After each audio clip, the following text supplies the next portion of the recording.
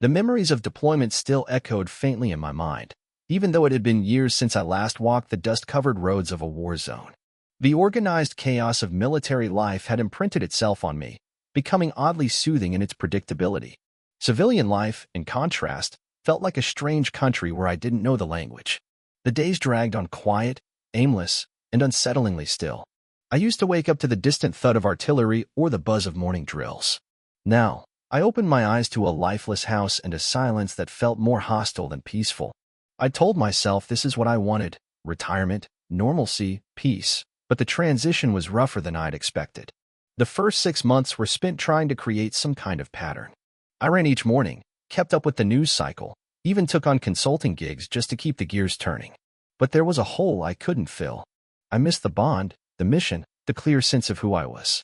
Sloane, in her ever-practical tone, kept pushing me to pick up hobbies, dig up old passions, or reconnect with friends I barely remembered. I gave it a shot. I even joined a veterans group, hoping it might help piece together the gap between the soldier I'd been and the civilian I was trying to become. But honestly, I didn't recognize myself without the uniform. Our marriage had always rotated around my job, me leaving, her staying behind, then trying to patch things together when I returned. It became a cycle we lived on autopilot. We got comfortable with absence, with uncertainty, with long silences. I thought we had a mutual, unspoken understanding. At least, I clung to that belief. Sloane wasn't the type to voice dissatisfaction, at least not directly. She adapted outwardly, just like I did. But with me finally home for good, I began to wonder if she'd simply grown to prefer life without me. The house had a different energy. Maybe it was the quiet, or maybe it was something I couldn't quite put my finger on. The kids were grown and off on their own paths. For the first time in decades, it was just her and me. I imagined we'd treat it like a second honeymoon, maybe rediscover the spark we had before the military swallowed everything. But instead, day by day, it became painfully clear that we were more like housemates than a couple with a future. Sloane buried herself in work, in her routines, almost like she was trying to escape the reality of being alone with me. I kept telling myself we were just adjusting, that we'd recalibrate eventually. Looking back, I should have noticed the little shifts, the way she paused before answering basic questions, the increased frequency of late nights at the office, the constant scrolling on her phone. Sometimes she'd smile faintly at whatever she was looking at, only to quickly put it down when I walked into the room. Still, I brushed it off. I chalked it up to paranoia, the leftover instincts from years in military intelligence. I'd trained myself to spot patterns and threats, even when they weren't real. I didn't want to bring that mindset into my marriage. I trusted in us. I believed the gap that had formed over the years could be closed with time and effort. That's why, when we showed up at the Goldsteins' backyard party that evening, I didn't suspect a thing. Just another night out, surrounded by familiar faces and forced laughter. What I didn't know, what I couldn't have known, was that as I stood there watching Sloane give our old signal, scratching her nose to get my attention, the ground beneath our marriage was already shifting. She didn't pull me aside for a serious conversation. No dramatic, "Evan, we need to talk." Maybe I should have noticed the red flags. But like anyone who's content, or at least convinced themselves they are, I ignored them. Was I blind? Maybe. Or maybe I just didn't want to admit what I already sensed. Sloane's 47. I'm 48. Our youngest, Dylan, left for college a few months back, and since then, the house has felt more like a waiting room than a home. Our daughter, Natalie, enlisted in the Navy, a choice I still have mixed feelings about. As for me, I stepped away from nearly 30 years in the Army, but civilian life hasn't come naturally. It's like trying to breathe underwater. We're the Mercers, supposedly still a unit. And that evening at the Goldsteins, we played the part. Sloane was stuck in conversation with Grant Weller, who never met a mirror he didn't like. Grant wasn't interested in connection, just bragging rights. Sloane looked bored stiff. She scratched her nose, our private signal for, "Get me out of here." I saw it, sure, but I was knee-deep in my own conversation. I was chatting with Erica, a single mom abandoned by her husband, left to raise 2 kids and deal with the emotional wreckage. She'd turned her life around, dropped the extra pounds, and was now deep into the fitness world, going on about workouts or diets I don't really remember. I caught Sloane's look, smiled, and scratched my own nose in reply, a subtle message. Hang in there. Her expression changed immediately. That look, the one that said, "If you want to keep me from ripping your face off, you'll stop flirting with the blonde and get over here," was unmistakable. Smirking, I took Erica by the hand and led her over to Sloane and Grant. Erica hesitated, understandably confused by the whole maneuver, but followed along. "Grant," I said, offering my hand, "have you met Erica?" He looked thrown off but managed a handshake. That gave me the opening I needed to get Sloane out of there. "My knight in shining armor," she muttered, though her tone was laced with irritation rather than gratitude. "Took your sweet time." I gave a shrug. "You know Erica's upgrades aren't factory standard, right?" Sloane shot me a look. Considering what I paid for mine, I think I'd know. "Touché. Let's go," she said, already done with the evening. "I've got an early flight, and I need sleep." As we were leaving, we passed the Monroes, a younger couple we'd already exchanged small talk with earlier. Caleb nodded and stepped aside, polite as ever. His wife, Autumn, however, gave me a look that lingered just a second too long. It wasn't friendly, not exactly. Not flirty either. It was something harder to define. But my mind, shaped by decades of intelligence work, was trained to overanalyze even the smallest gesture. I kept telling myself to let it go, to stop dissecting every look, every gesture, like I was still analyzing enemy intel. Instead, I turned my attention back to Sloane, hoping we'd squeeze in a little quality time before her next business trip. We were no strangers to separation. I'd spent years bouncing between war zones and endless training missions. My 12-month stint in Korea had almost ended everything between us. During one of the rare reunions that year, we got into a screaming match in Hawaii that nearly pushed us to the edge of divorce. Military life puts pressure on even the strongest relationships. Too much distance, too much stress, too many moving parts. It wears people down over time. But this time, it felt different. This wasn't just my paranoia talking. Cheating is practically a cliché in military marriages. I'd seen it happen more times than I could count. And while I used to believe Sloane and I were one of the few lucky couples, I wasn't naive enough to think we were bulletproof. How did I know? Because during my deployment to Korea, Sloane and the kids relocated to her hometown. She landed a job at the local hospital, right across from a Red Roof Inn. Coincidence? Maybe. But then Heather, my high school ex, who just so happened to manage that hotel, sent me a message overseas. She said she'd seen Sloane in the inn's parking lot more than a few times. No pictures, no real proof, just casual observations. Still, the seed was planted. It nagged at me until I finally hired a private investigator to get some answers. The report that came back made me feel like an idiot. Apparently, the hospital was undergoing renovations, and their parking lot was partially blocked off. Plenty of staff, including Sloane, had to use the Red Roof Inn's lot. It all added up, until you noticed one odd detail. Sloane was arriving hours early for work. And that routine magically stopped once I came home. There was no hard evidence of an affair. But that gnawing feeling in my gut wouldn't go away. Maybe Heather was wrong. Maybe she wasn't. Either way, it was a jolt I couldn't ignore. I'd taken our marriage for granted for too long, and now I could feel it slipping through my fingers. The worst part wasn't the suspicion, it was the silence, the not knowing. After Korea, I never accepted another assignment there. 1 year apart was more than enough to almost obliterate our marriage. And I realized just how much damage had already been done. Missed milestones with the kids. Lost confidence in the one relationship that had once felt unshakable. To this day, I still don't know if there was another man. We had young kids at the time, and I wanted them to grow up in a two-parent home. Sloane claimed she was just as invested in rebuilding what we had, so when I got the chance to switch to Army intelligence, I jumped on it. It meant fewer boots-on-the-ground missions and more time at home. I still rotated through Iraq and Afghanistan, but my work shifted behind the curtain. That seemed to ease her nerves a little, but I couldn't help wondering what was really going on when I was away. I knew the statistics, military marriages fall apart all the time.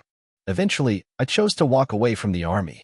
The decision wasn't simple, but I understood that we'd barely kept things together twice. If I'd stayed in and gone for a general star, odds are I'd have wound up alone. That wasn't a risk I was willing to take. Now, I earn more consulting than I ever would have as a general. But more importantly, I was home for my daughter's senior year.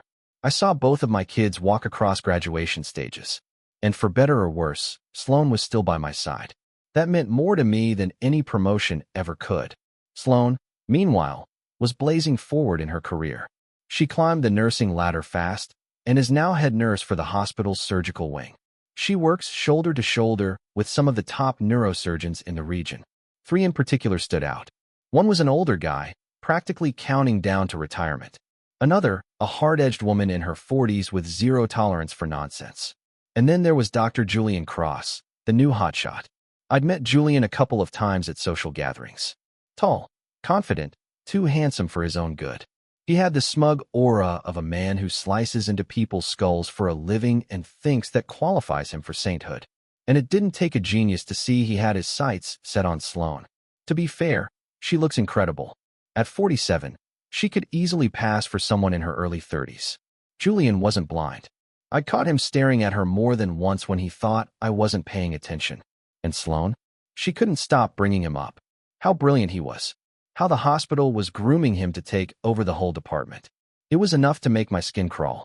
When I finally mentioned it, I expected denial. Instead, she paused, just long enough to make me uneasy, then gave me the company line. I get why you're concerned, Evan. But this is my job.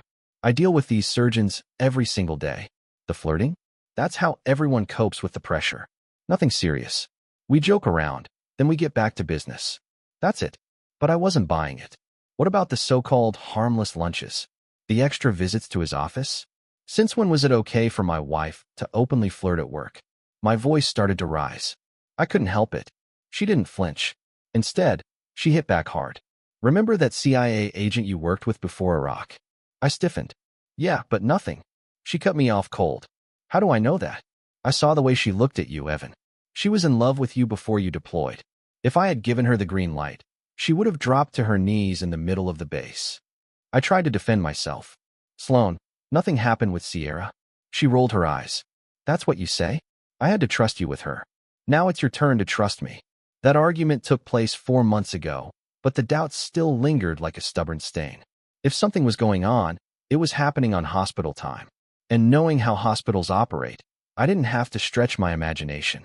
Empty rooms, closed doors, quiet corners. And then there was the memory of the Red Roof Inn, the early morning arrivals that mysteriously vanished once I returned home. Sloane made her case. Sure, maybe she had a point, but that didn't mean I believed her. This was about trust, plain and simple. Either I believed her, or I didn't. And the truth? Sloane had just as much reason to question me. Because, whether I wanted to admit it or not, Sierra had made a move on me. It happened in Iraq, not long after we survived an ambush. The adrenaline hadn't even worn off when she cornered me in a dim, empty office. 3 months without intimacy had left me wide open, emotionally raw. I nearly gave in. But right as things were on the verge of crossing a line, the base sirens blared, mortar fire incoming. We bolted, instincts taking over. And after that night, neither of us brought it up again. At first, the guilt hit me hard. Then I remembered Sloane and her mysterious schedule back in Korea.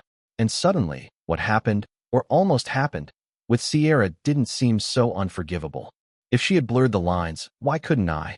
It's not like either of us meant anything by it, right? I convinced myself that once I got home, things would slide back into place. We'd call it even. Move on. Pretend nothing had happened. But deep down, I knew I was lying to myself. We had both stepped outside the lines. Now we were just two people going through the motions, pretending there was still something solid beneath us. Still, I tried to bury it. Push the past into the background. Sloane was attentive when she wanted to be. And the truth was, I didn't have proof, just suspicion. Suspicion isn't the same as certainty. And let's be honest, I wasn't exactly blameless. Now she was leaving again, 6 weeks overseas.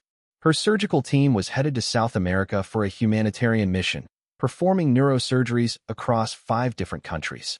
She'd been excited for weeks, insisting it was a major opportunity for her career. I knew Dr. Julian Cross would be there too. That part she didn't hide. She knew exactly how I felt about him, and didn't care enough to reconsider. The night before she left, she reminded me just how much she'd sacrificed. I've put my life on pause for you more times than I can count, she said flatly. You have no idea what that felt like, Evan. Not knowing if you were alive or dead. You think those nights alone were easy? I stayed up wondering if you'd been captured, if I'd get a knock on the door from men in uniform. And I still had to raise our kids. Alone. I've paid my dues. Now it's your turn. The next morning felt off. The night before, instead of spending time with me, she busied herself with packing and long chats with her mother. It had become a trend lately, disconnection masked as busyness. I didn't confront her. I just went to bed early, figuring we'd say goodbye in the morning. But by the time I got up, she was already gone. No note, no message, no kiss on the cheek, not even a see you soon. A flicker of anger lit up in my chest as I wandered through the house, hoping maybe she'd left a text, a voicemail, anything. Still nothing. I checked my phone again. Nothing but silence. I was frustrated. And more than that, I was uneasy. I poured some coffee and tried to talk myself down. Then I checked her flight. She was en route to Bogota, the team's first stop. I told myself she'd reach out once they landed. But she didn't. Not that day. Not the next. The silence was eating at me. I needed to burn off the tension, so I went for a run. I pushed myself harder than usual, every step fueled by agitation until my lungs screamed. By the final stretch, I was soaked in sweat and breathless. "Evan, you all right?" I turned to see Caleb Monroe standing in his yard. He and Autumn lived just behind us, only a short fence separating our properties. Autumn was kneeling in the flower bed, trowel in hand, her toned legs and short shorts catching my attention before I could redirect my gaze. Caleb smirked. "Nice view, huh?" I looked away, caught off guard. Didn't answer. My head was too crowded for small talk. Still panting, I muttered, "Caleb, I need a shower. We'll catch up later." "No problem," he said, cool as ever. "But hey, if you're ever bored, Autumn and I would love to have you over. Steaks, cold beer, maybe some wine, if that's your thing." I hesitated, offered a vague shrug. "I'll let you know. You're always welcome, Evan." His smile lingered a beat too long. I gave a quick nod and walked off. After a cold shower and a stiff drink, I sat alone in the house, staring at the silent phone. Still no message. Still no update from Sloane. It was late, way past the time she should have checked in. I'd had enough. I picked up the phone and dialed the hotel where they were staying. It was just after 10 p.m. The receptionist transferred me after a short wait. A few rings in, a man answered. "Apologies, senor," he said with a clear but accented voice. "She's not answering. May I ask who's calling?" "Evan Mercer," I said, gripping the phone tighter. "My wife, Sloane Mercer, is staying there. She hasn't contacted me since she left. Can you confirm that she checked in? Has anyone seen her?" "Yes, senor," the man replied. "Mrs. Mercer arrived with the rest of the medical team. I saw her earlier. She was in the dining area. They had just returned from the hospital. They seemed very tired. They ate, then went to their rooms." His calm tone didn't help. I hesitated, then asked the question I'd been holding back. "Can you do me a favor?" "Of course, sir," he said, now sounding more empathetic. "What room is Dr. Julian Cross in?" "Room 514, senor," he answered without pause. "Would you like me to call him?" A chill crept into my chest. Sloane's room was 515, right next door. I forced a neutral tone. "Not yet, Mateo? One more thing." "Yes, senor." "Can you call Holly Grant's room?" Sloane and Holly were close. Just a few months ago, we'd all had dinner together, her and her husband, Josh. There was a pause. Then Mateo said, "Si, senor. Please hold." A generic hotel melody played through the line. When the call picked up, I heard Holly's voice, cautious, tense. "Evan." She knew. Whether Mateo told her or she'd been expecting this, she recognized my voice immediately. "Hey, Holly. Sorry for the late call." "Don't worry about it," she said quickly. "What's going on? Is Josh okay?" I skipped her question. I wasn't here to play polite. "Where's my wife?" Silence. Long, heavy, awkward. Then Holly's voice came back, but this time, she was on the defensive. "Why are you asking me that?" Holly's voice wavered with hesitation. She already knew why I was calling, but she was trying to play dumb. "Don't do this," I said flatly. "Let's skip the charade, Holly. Sloane's room is right next to Julian's. She's not there. And something tells me you know exactly where she is." "Evan, you really need to talk to your wife," she replied, her voice tight with tension. Before she could hang up, a man's voice chimed in from her background. "Who is it?" My jaw tensed. I dropped my voice an octave, cold and controlled. "Maybe I should be having this conversation with your husband instead," I said, slow and deliberate. "You know I've got Josh's number, Holly. What do you think he'd say if he knew someone else was in your room right now?" She sucked in a sharp breath, and I could hear the sound of her covering the receiver. Muffled voices passed back and forth, panic setting in. When she came back on the line, her tone had changed, pleading, almost desperate. "Evan, please don't. Don't call Josh. This is the first time, I swear." I let out a bitter laugh with no humor in it. I don't give a damn if it's the 1st or the 50th. But if you don't tell me where Sloane is, Josh is getting a call in 10 seconds. The hotel could easily patch me through to other rooms. Holly knew that. And with her marriage already on the rocks, she didn't have the leverage to stall me any longer. The line clicked, then rang. Room 514. Julian's voice answered, casual, unbothered. Why is Holly calling us? Us. Not him. Us. That one word made everything fall into place. This wasn't some noble medical mission. This was a private escape, an international playground for affairs. Holly had her us, whoever that was. And Sloane was Julian's. My grip on the phone tightened, my tone cutting like ice. Sorry to ruin your evening, Julian, but this is Evan Mercer. Put my wife on the phone. There was a pause. Then his voice came back, smug and careless. I'm not sure why you're calling me. I exhaled sharply, the last thread of my patience snapping. Julian, I want you to listen very carefully. If you enjoy using your hands, or seeing your reflection in the mirror, you'll hand the phone to my wife. Now, another beat. Then, indignantly, are you threatening me? Hand her the damn phone. There was movement on the line, some rustling, maybe a stumble, and then I heard her voice. Julian, give me the phone, Sloane said sharply. He muttered something under his breath, something crude I couldn't make out. She shut him down quickly. Thank you, Julian. And then silence, just breathing on the other end. I said nothing, jaw clenched. One thing I learned in interrogation: silence is a weapon. People hate empty space. If they feel cornered, they'll fill it.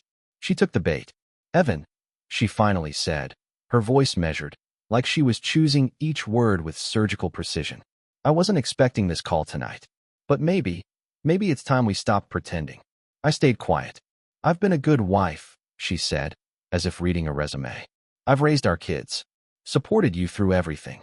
I gave you everything I was supposed to give, for years. She sighed, then added, I'll be home in 6 weeks. When I get back, we'll figure out where we go from here. But for now, I need this, Evan. Just this one time. Let me have it. I almost laughed. If you don't mind, I echoed back, my voice laced with disbelief. I'll call you in a few days, after you and Julian are done sleeping together. Sound good? She didn't flinch. After you and Autumn Monroe hook up, she replied smoothly. You've spoken to them, haven't you? They invited me to dinner too, by the way. For what? I asked, though I knew the answer. This isn't just about food, she said bluntly. Autumn wants you. She told me so herself. And I told her it was fine. I stared at the wall, my pulse thudding in my ears. So, let me get this straight, I said slowly. You're blessing me to sleep with our neighbor, while you screw around with your surgeon boyfriend? How generous of you, Sloane. Truly. 6 weeks, she repeated, eerily calm. When I return, we'll act like none of this ever happened. You don't ask questions. I don't ask questions. Deal. I understand perfectly, I said. Then, softly, she added, I love you, Evan. I swallowed the sour taste that rose in my throat. I loved you too, Sloane. Now, I'm not so sure anymore. Before she could answer, I hung up. I stood there for a moment, unmoving. Then the doorbell rang. When I opened the door, Autumn was standing on my porch with a bottle of wine and a smile that could melt stone. Evening, Evan, she said, her voice smooth as silk. I glanced past her, noting that Caleb was nowhere in sight. Hey, Autumn, I murmured, caught off guard by the blend of anticipation and guilt gnawing at me. I couldn't help it. My eyes lingered on her. She looked stunning. Her makeup was subtle but polished. Blonde hair fell in soft waves just above her shoulders, and her lips were painted a pale pink that matched the warmth in her cheeks. A floral sundress clung to her curves without trying too hard, and the heels she wore gave her legs the kind of shape that made it difficult to look away. She tilted her head, a playful smirk dancing across her lips. Are you going to let me in, or should I take this party next door? I blinked, breaking the spell. Yeah, of course. Come on in. She breezed past me and into the kitchen, setting the wine on the counter like it belonged there. Red Moscato, she said with a wink. I heard it's your favorite. The realization hit. Sloane must have told her. I was hoping you'd be in the mood for company, Autumn added. I'm not sure how good I'll be tonight, I admitted, watching her. Where's Caleb? I made a point to avoid calling him Vinny, like everyone else did. It felt too familiar. He's out with his buddies, poker night, she said casually. That sat in my stomach like a stone. Her husband left his gorgeous young wife alone, again. And suddenly I had to ask myself, how many times had I done the exact same thing to Sloane? How many lonely nights had I forced her to endure while I was deployed, distracted, or simply absent? I poured Autumn a glass of wine. As I handed it to her, she gave me a look that was both gentle and pointed. So, Sloane's in South America. Yeah, I said dryly, letting out a half-laugh. Funny you ask. I was just on the phone with her when you knocked. Her face shifted, part apology, part curiosity. Oh, I didn't mean to interrupt anything. You didn't, I said flatly. We'd already said what needed saying.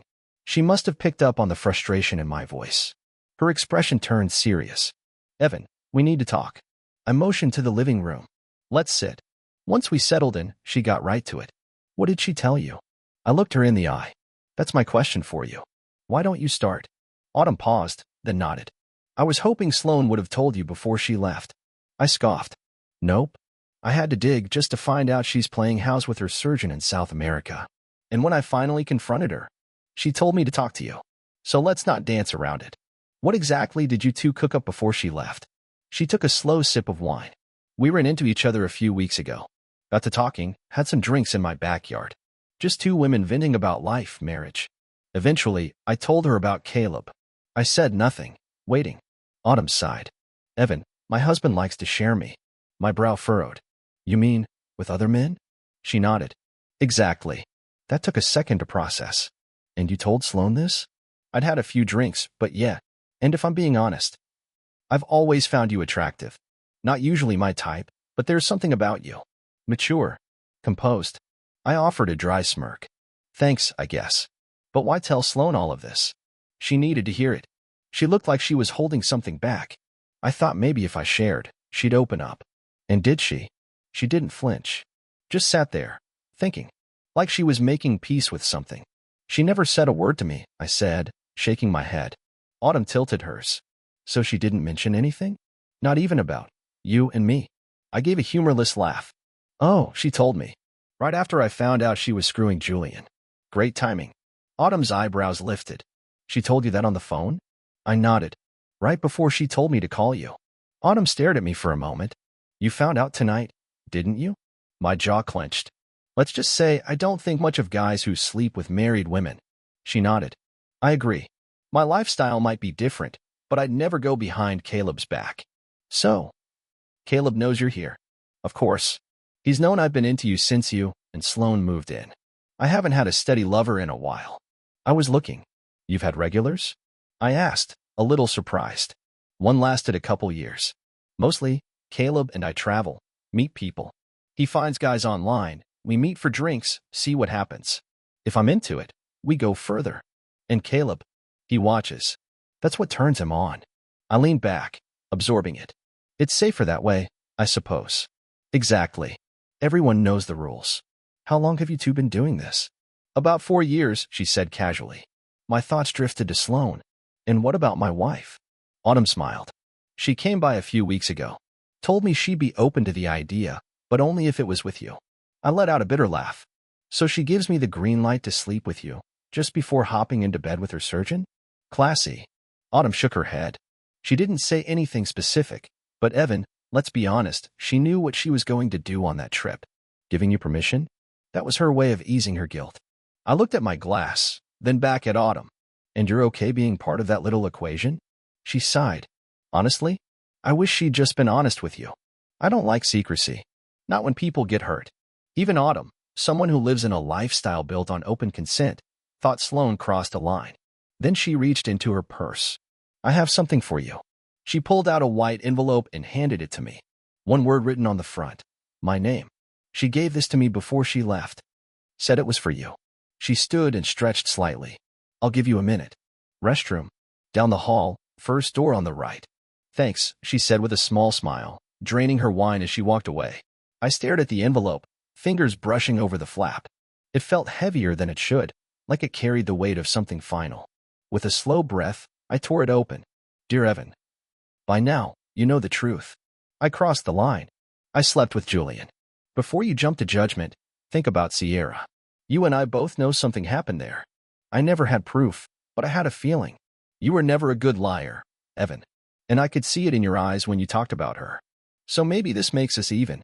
The first time Julian touched me, I didn't stop him. Maybe I should have. Maybe I should have confessed. Maybe I should have done this years ago, when I was alone in that house, wishing you were more than just a uniform I missed. God knows I spent enough nights in silence, waiting. Our kids needed you. I needed you. But while you were off leading men into battle, I was trying to keep our family from unraveling. I played both roles, mom and dad. But I was never you. Only you could fill that space. And I needed that. I needed your warmth, your attention, your body. But you weren't there.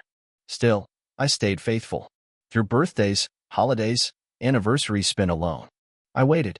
I waited until I couldn't anymore. And then Sierra came back from Iraq before you did.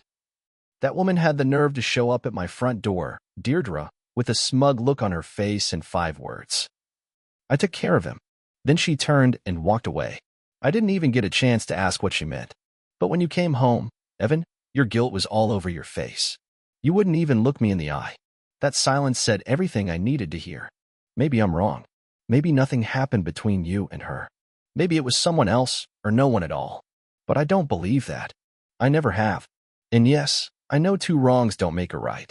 If I'm the one who crossed the line first, then I'll carry that. But I don't think I did. Regardless, I'm done being the wife who waits at home, always chasing after her war hero. When Autumn told me how she felt about you, I had a long talk with her and with Caleb.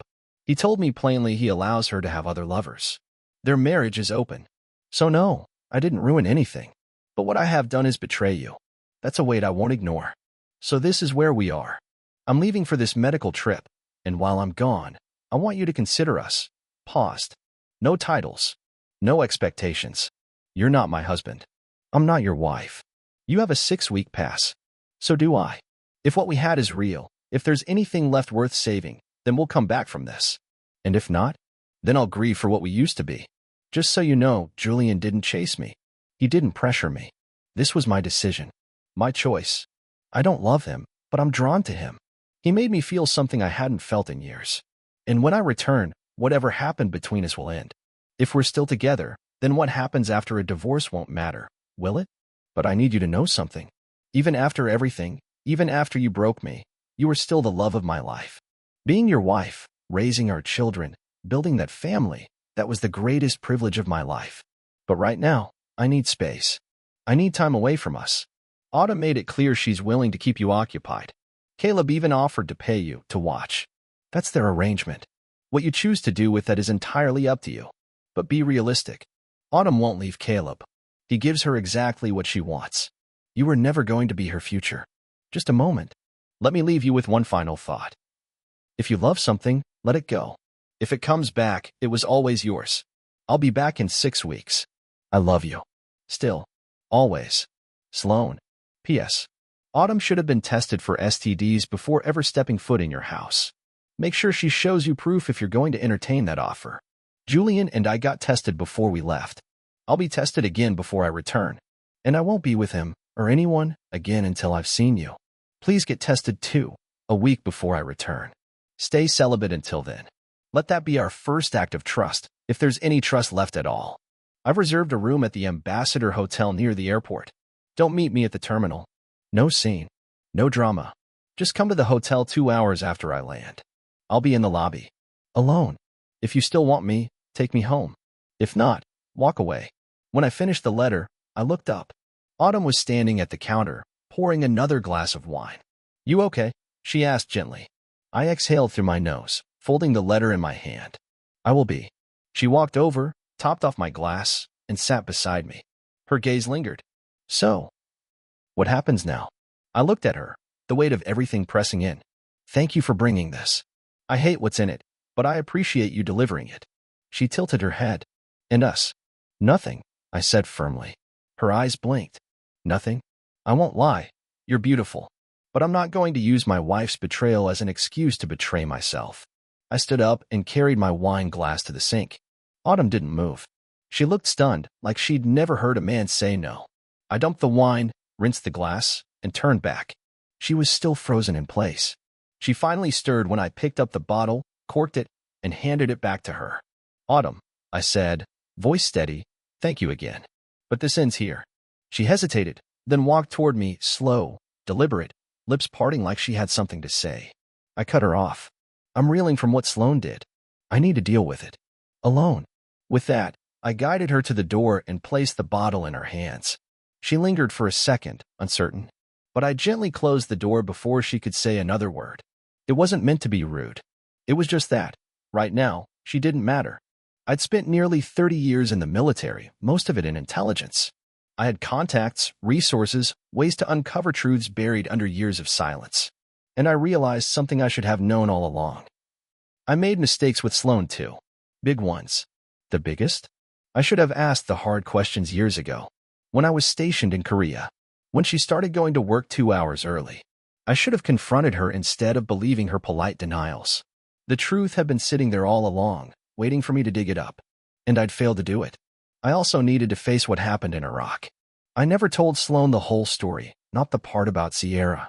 Not the shame I brought home. That silence gave Sloane room to doubt, to fill in the blanks with her own conclusions. And Sierra? She took full advantage of it. She planted the seed. A seed that Julian watered. For months ago, Sloane asked me straight out about Sierra. And I lied. Not just a small omission, an outright, eyes down, breath-holding lie. As she said in her letter, she saw right through me. Back then, I had my own suspicions about her and Julian. Little things. Hesitations. Glances. But I never brought it up. Why? Because the moment I got close, she flipped the script. She dragged Sierra into the spotlight, backed me into a corner, and made me question whether I had the right to ask anything at all. That was her move, using my silence to cover her own. And I let her. I picked up her letter and read it again. The first time, it struck me as pathetic, a tidy rationalization for betrayal. The second time, that impression didn't change. But something else settled in. The woman I'd built a life with, the one I raised 2 kids with, the woman who once waited at airport gates and welcomed me home with tears in her eyes, she was gone. What remained was someone I barely recognized. And frankly, someone I didn't even like anymore. Sure, I still cared about her, for the sake of our children, maybe out of habit. But the truth? This was the end. There would be no fixing what she broke. No forgiveness. No fresh start. As I read her words, one thing became painfully obvious. She didn't understand me at all. Not after 24 years. She thought I'd accept this? That I'd nod, pour a drink, and tell her we could work it out? She claimed I was the love of her life, then followed that by writing she was tired of being the obedient wife, waiting around for her, war hero. The contradiction was insulting. But it was that one phrase, playing soldier, that hit like a punch to the gut. Playing? That wasn't a hobby I picked up on the weekends.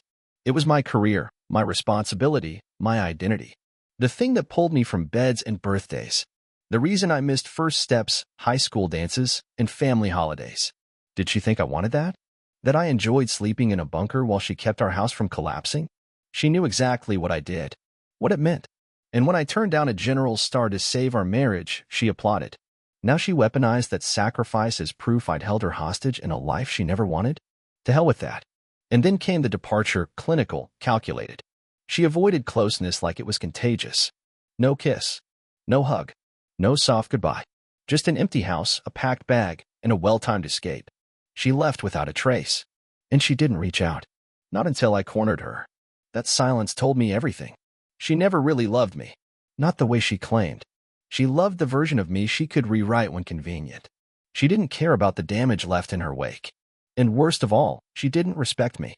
I had believed our marriage was built on something sacred. That we were in this together, even when it was hard. But she wanted a break? She could have it, for good. The next morning, I laced up my running shoes and hit the pavement. No music. Just my heartbeat pounding in my ears. I ran until my lungs felt ready to collapse. Then I showered, ate, and picked up the phone. I called my office and took time off. I wasn't going to let this unravel while I sat on the sidelines. My first real move was calling Colton Briggs, an old Army buddy turned attorney. We served together in the Jaguar Corps, and I trusted him more than anyone outside my blood. I told him everything, Julian, the letter, the silence, the plans. He didn't miss a beat. Call Tessa Whitaker, he said. Smart, fast, and mean when she needs to be. I did.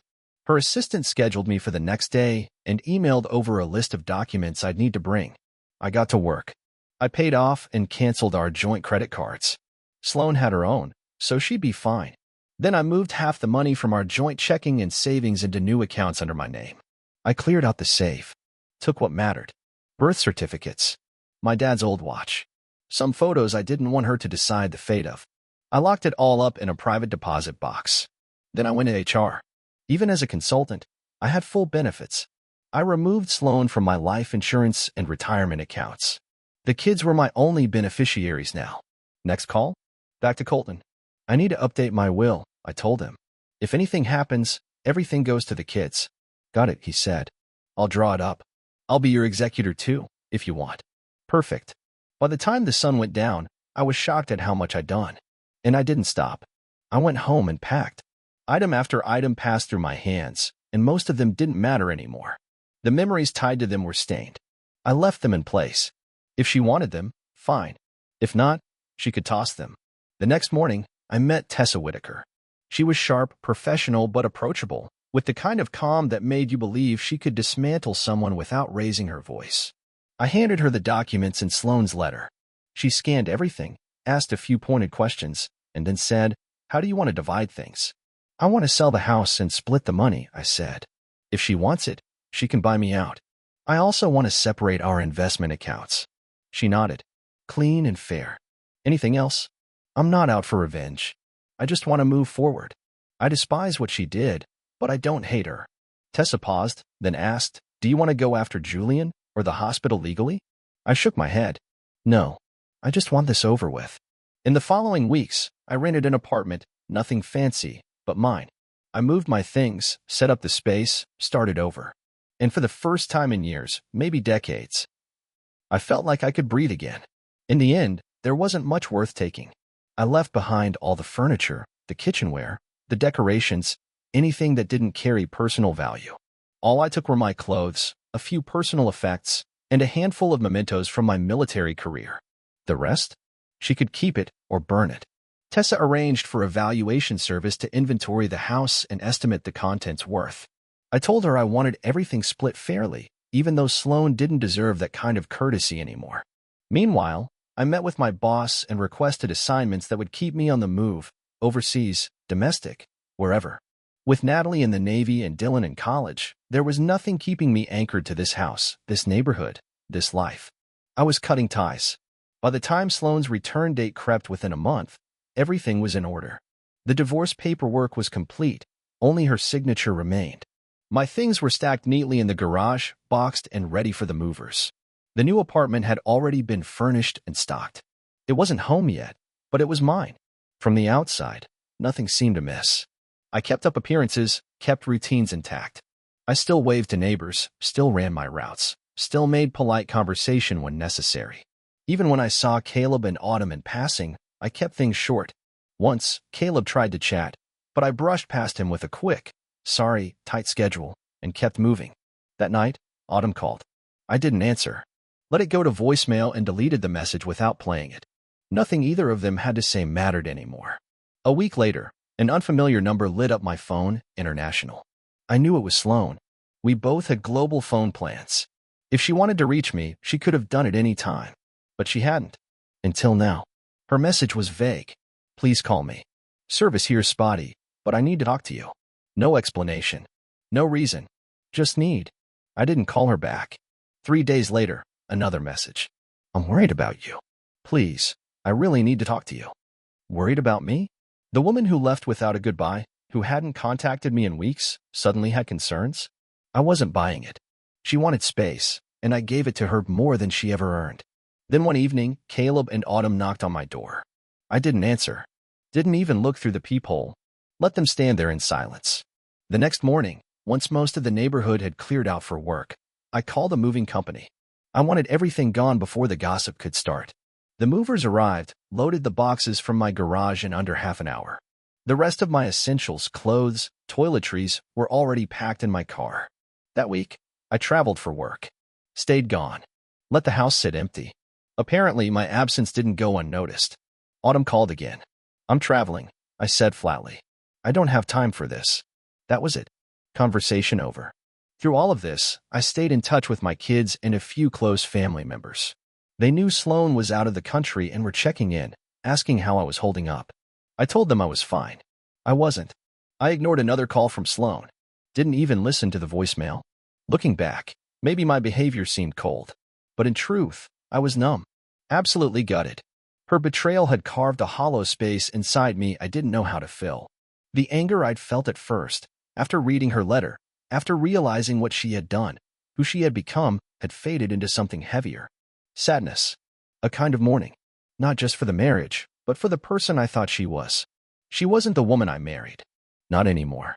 The entitlement in her tone, the casual way she treated our vows like inconveniences, she had convinced herself she deserved to do what she did, no matter how many lives she shattered along the way. During my years in military intelligence, I worked closely with special operations units.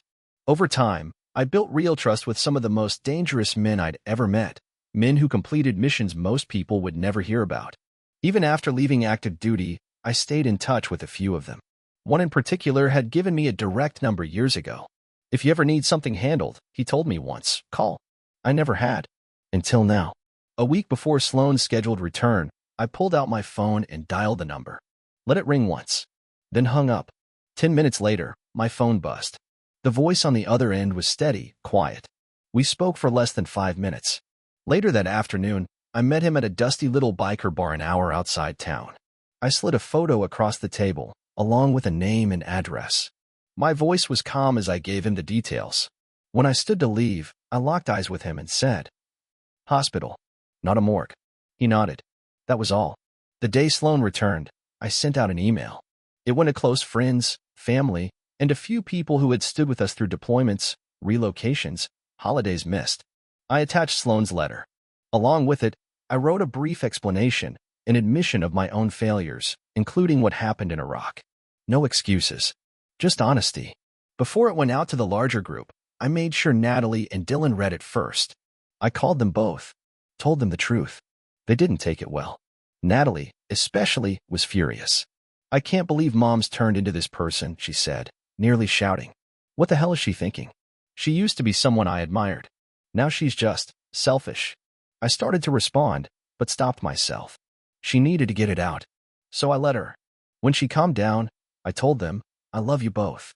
We'll get through this. I don't know what your mom's thinking anymore, and frankly, I'm done trying to understand. I can't trust her. Not after this." They agreed.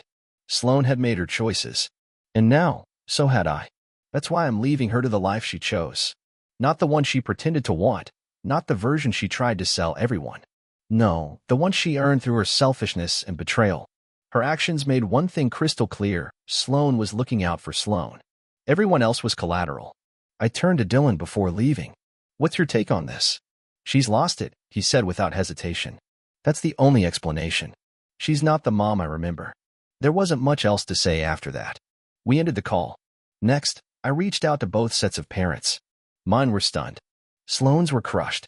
I didn't blame them. They were good people, decent, and clearly blindsided. I sent them a copy of Sloane's letter, proof in her own handwriting of what had happened. Still, they asked if there was any hope for reconciliation. Therapy, counseling, mediation. I shut it down immediately. That door was closed. Bolted. I made those calls while sitting at the airport, waiting to board a flight for a new overseas assignment. 2 months out of the country. That was intentional.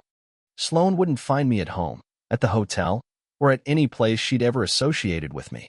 I'd erased myself from that part of her story. The next morning, her surgical team flew in. They weren't expecting the disaster that greeted them at the arrival's gate. Josh was there waiting for Holly, but not for a welcome home hug. He confronted her on the spot, voice raised, demanding to know who she'd been with. I'd already given him the truth. He wasn't walking in blind. He was ready. Other spouses in their social circle had caught wind of what went down during the mission, and several of them showed up, waiting with questions, fury, or both. Apparently, Josh had been busy calling people, sharing information, digging up the kind of dirt that doesn't stay buried for long. Live footage of the chaos was streamed directly to a private, secured line I had access to. I watched it unfold from my hotel room, drink in hand. Dr. Julian tried to distance himself from the drama, but his girlfriend, now former, wasn't about to let him slip away quietly. She confronted him right there at baggage claim. The moment she saw Sloane, it clicked.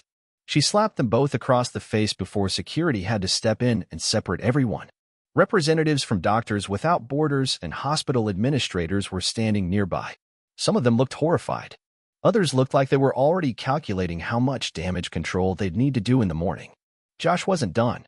He'd already called the hospital board, threatened lawsuits, and promised a media campaign if the situation wasn't addressed. The whole mess spiraled out of control in under 10 minutes. Local police had to get involved to restore order. As the group was being shuffled away, a man in a black suit, dressed like a limo driver, stepped out of the crowd and approached Sloane. "Are you Sloane Mercer?" he asked calmly.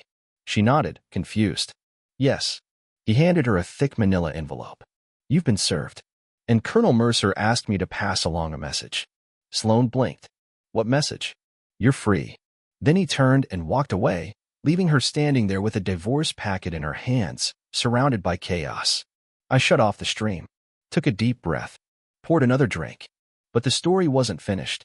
That night, Dr. Julian returned home, exhausted, humiliated, angry. The mess at the airport had gone viral among their hospital community. He didn't want to face his staff, his superiors, or his girlfriend's family. Unfortunately for him, he never made it to the bedroom. The moment he stepped through his front door, everything went black. When he woke up, he was in a hospital bed. The damage was significant.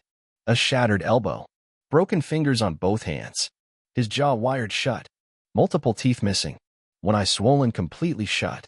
His house had been torn apart. On the wall, spray painted in bold red letters. "Stay away from married women." 6 weeks passed. I sat in my new apartment, a quiet place with clean walls and no ghosts. A glass of whiskey in my hand. On the table, Sloane's letter, the one she left with Autumn, thinking it might soften me, make me rethink everything. I'd read it twice. Each time, my resolve grew stronger. Sloane was back in town now. She tried to reach out more than once. I ignored every message, every voicemail.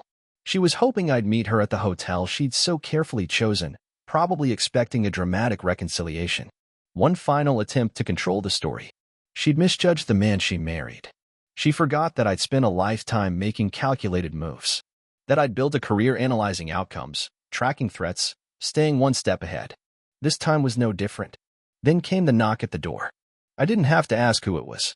I stood slowly, drained the last sip from my glass, and walked to the door. When I opened it, Sloane stood there. Hair neat, face calm, but her eyes scanning mine with desperation. Lips parted, she started to speak, probably rehearsed it 100 times. "Evan." I raised a hand and cut her off. "Don't." Her mouth snapped shut. My voice was even, measured. "We're done, Sloane. You don't get to rewrite this. You don't get to play the victim now. You made your choices. You made your bed." She looked down, swallowed hard. "It wasn't supposed to end like this." "But it did," I said. "And you know why." I stepped back just enough to make it clear she wasn't coming inside. "I hope he was worth it." Her breath caught. She blinked rapidly, eyes moistening, but I didn't wait around to see what came next. I shut the door.